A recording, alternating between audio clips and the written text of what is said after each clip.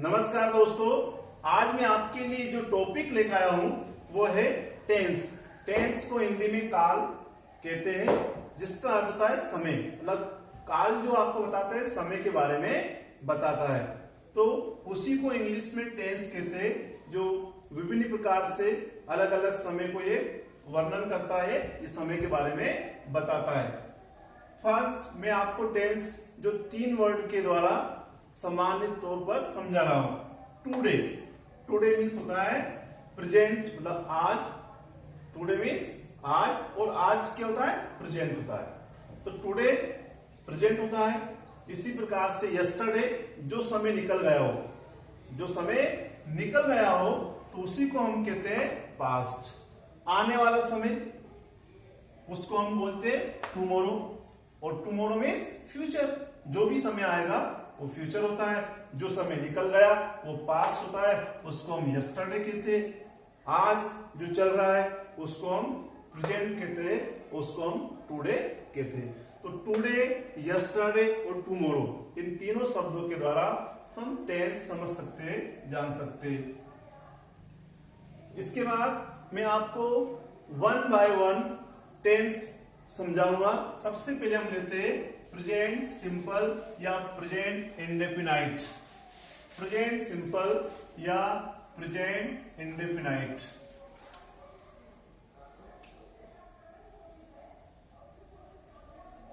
Present simple,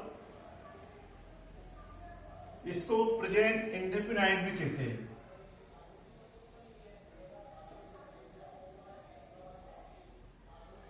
present क्या होता है? प्रेजेंट सिंपल हमारी रोजाना की जो हैबिट्स होती है, आदतें जो होती है, उसके बारे में बताता है। या यूनिवर्सल जो भी फैक्ट होते हैं, जो भी घटनाक्रम जो होते हैं, वो सब प्रेजेंट में होते हैं, प्रेजेंट सिंपल में होते हैं। इसकी जो पहचान, यदि 10वीं बोर्ड में आप हो, स्टूडेंट्स जो भी 10वीं बोर्ड में पढ़ते हैं, 10वीं एमपी बोर्ड की परीक्षा जिसमें होती है, तो 10वीं अंग्रेजी, उसमें आपको एमपी बोर्ड के अनुसार 5 मार्क्स के ट्रांसलेशन आते हैं। 5 मार्क्स के ट्रांसलेशन आते हैं। अब ये ट्रांसलेशन आप कैसे बना सकते हो? जब आपको पहचान याद हो। यहां पर आपको हिंदी पहचान याद होनी चाहिए, क्योंकि आपको जब हिंदी में सेंटेंस दिया जाता है, उसको इंग्लिश में ट्रांसलेशन करना है, तो पहले आपको हिंदी के सेंटेंस पहचानने होंगे कि यह कौन सा टेंस का है, तभी आप उसको बदल सकते हो या चेंज कर सकते हो, जो भी टेंस हो उसमें। तो इसके लिए प्रेजेंट सिंपल की जो पहचान होती है वो है ता है, ती है, ते है। ये आपको प्रेजेंट सिंपल की पहचान होती है। प्रेजेंट इंडेफिनाइट की पहचान होती है ता है, ती है, ते है। ता है, ती है, ते, ये इसकी प्रेजेंट सिंपल की पहचान होती है। कैसे पहचानना आपको? ये पहचान आपको हिंदी वाक्य के अंत में मिलती है। यदि आपको हिंदी का सेंटेंस दिया जाता है तो उसके अंत में आपको ये पहचान मिलेगी। जैसे मोहन स्कूल जाता है, मोहन स्कूल जाता है, ता है, तो आपको ता है मिलेगा लास्ट में। वह स्कूल जाती है, तो आपको लास्ट में ती है मिलेगा। वे स्कूल जाते हैं, तो आपको लास्ट में ते है मिलेगा। ये आपको हिंदी पहचान हो गई। इंग्लिश में कैसे पहचानेंगे? या इसका इंग्लिश का अफर्मेटिव फॉर्मूला या अफर्मेटिव स्ट्रक्चर जो हम प्रेजेंट सिंपल को बनाते हैं, अफर्मेटिव स्ट्रक्चर बोल सकते हैं, अफर्मेटिव फार्मूला बोल सकते हैं। तो इसके लिए सबसे पहले सब्जेक्ट होता है। सब्जेक्ट मीन्स कर्ता, जिसके द्वारा कार्य किया जाता है, उसको इंग्लिश में क्या बोलेंगे? सब्जेक्ट बोलते हैं। सब्जेक्ट के बाद में आपको वर्ब आती है। वर्ब की फर्स्ट फॉर्म होती है। वर्ब की फर्स्ट फॉर्म होती है। वर्ब मीन्स होता है क्रिया। ये क्रिया जो होती है इस सब्जेक्ट के बारे में बताती है कि सब्जेक्ट क्या कर रहा है, क्या करता है या क्या कर रहा है। तो ये वर्ब सब्जेक्ट के बारे में बताती है। फिर आपको कभी कभी वर्ब में एस या ईएस का प्रयोग भी मिलता है, जिसको हम एस या ईएस वर्ब भी कहते हैं। वर्ब में कभी कभी एस और ईएस मिलता है। इसके बाद ऑब्जेक्ट। ऑब्जेक्ट मीन्स कर्म होता है।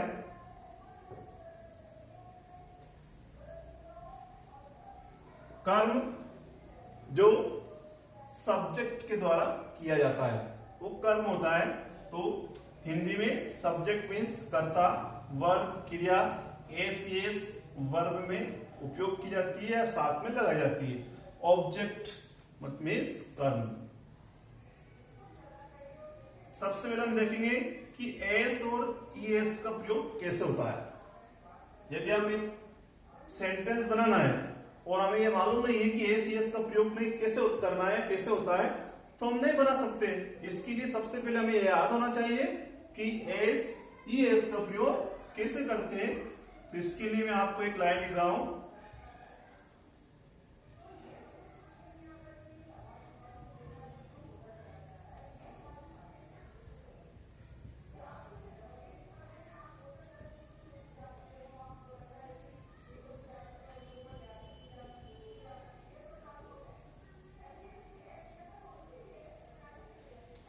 एस ईएस का प्रयोग सिंगुलर सब्जेक्ट के साथ,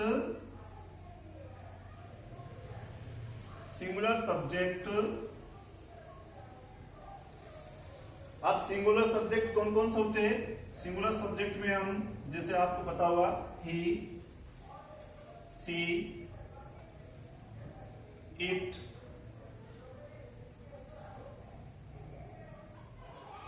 नेम। नेम किसी का भी एक नाम होना चाहिए। अगर डबल होगा तो डबल हो जाएंगे, बहुवचन बन जाएगा। इसलिए किसी का भी एक नाम आ सकता है, राम आ सकता है, मोहन आ सकता है, गीता आ सकती है, सीता आ सकती है। तो एक नाम होना चाहिए, तो इनको सिंगुलर कहा जाता है, ही, सी, इट, नेम। तो सब्जेक्ट के स्थान पर क्या बोला हमने कि एस ईएस का प्रयोग सिंगुलर सब्जेक्ट, मतलब इनमें से कोई होने पर।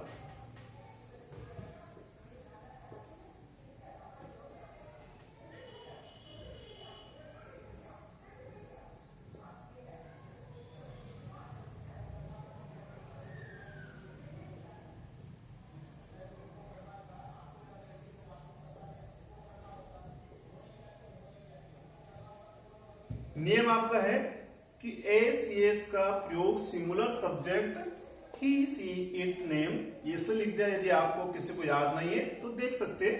इनके होने पर वर्ब के साथ किया जाता है। एस ईएस का प्रयोग इस वर्ब के साथ किया जाता है। कंडीशन क्या है? सब्जेक्ट आपका कैसा होना चाहिए? एक वचन में होना चाहिए। ये आपकी कंडीशन है प्रयोग करने की। सब्जेक्ट यदि बहुवचन में है तब आप इसका प्रयोग नहीं कर सकते।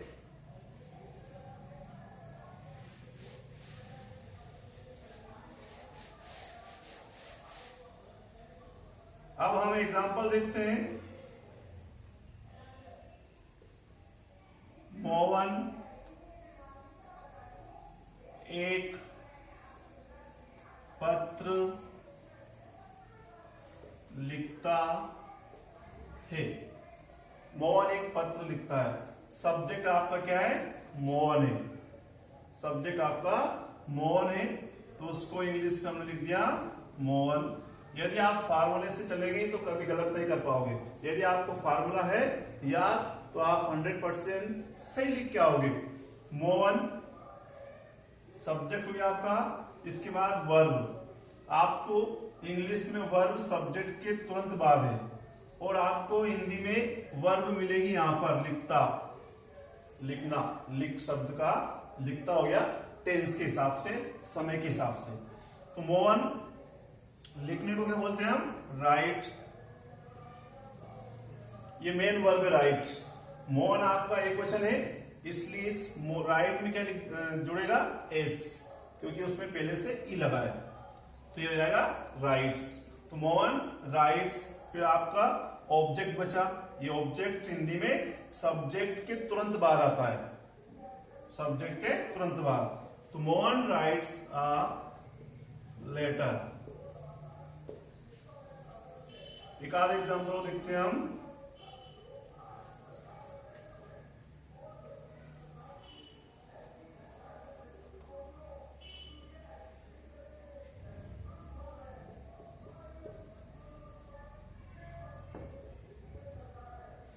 वह स्कूल जाता है। वह के लिए हम ही का प्रयोग करते हैं। एक वचन है, जाता, ये वर्ब है, इसको हम गो बोलते हैं। अब इसमें किसका प्रयोग होगा? ईएस का। ही गोज क्यों यूज हुआ? क्योंकि आपका सब्जेक्ट एक वचन में सिंगुलर फॉर्म में, इसलिए ही गोज। स्कूल आपका ऑब्जेक्ट हो गया, तो यहां लगा देंगे to school. He goes to school.